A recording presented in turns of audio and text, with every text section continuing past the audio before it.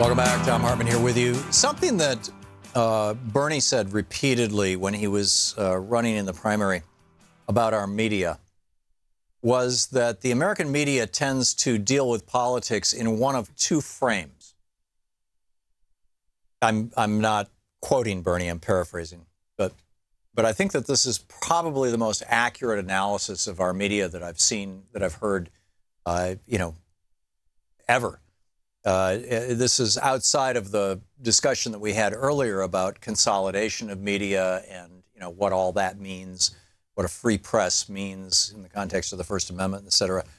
But Bernie's point was that the media, particularly the electronic media, particularly television, tends to deal with politics either as a sport or as a soap opera. It's when they're dealing with it as, is it a sport? It's, who's winning, who's losing, who's ahead, who's behind, what's the horse race like? And frankly, this is, in my opinion, the worst part of American media, because what they try to do is always, in order to jack up their ratings, to get more people watching, they've got to create a horse race.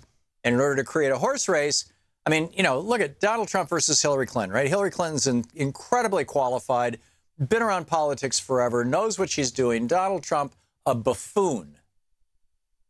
How could that be an even match? Well, it was an even match because of $2 billion worth of free television publicity by the networks given to Donald Trump to try to create a horse race so that everybody would be watching TV right up to the very end, plus so that the campaigns would have to throw $1 billion into the corporate coffers of the big television networks in advertisements.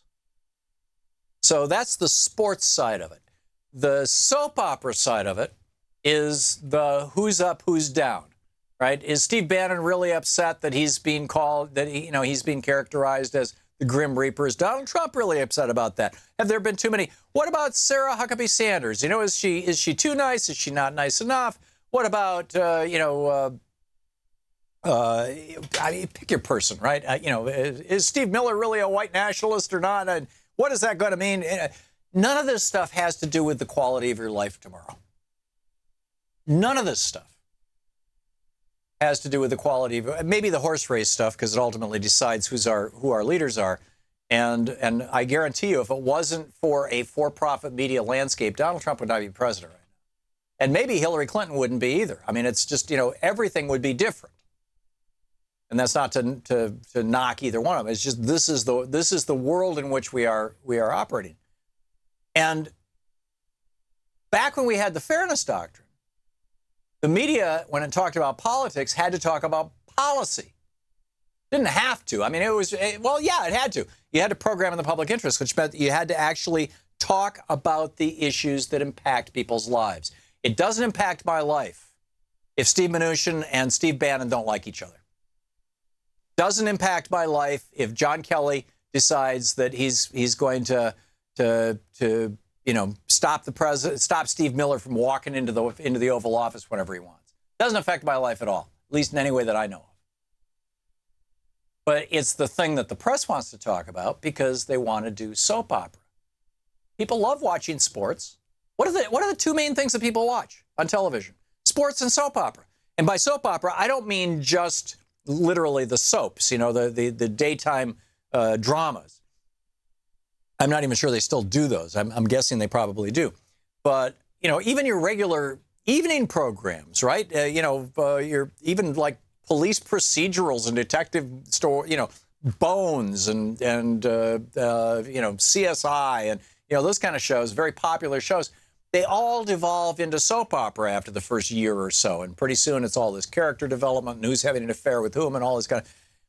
And thus things like, so the media gets it, right? Soap opera sells. People want human drama. People love to gossip. And sports sells because sports is a metaphor for war. And war is something that seems to be in our DNA. But the result of this is that we have basically content-free political discussions. You could watch MSNBC, CNN, Fox News all day long for weeks and never have a clear understanding of what a piece of legislation contains.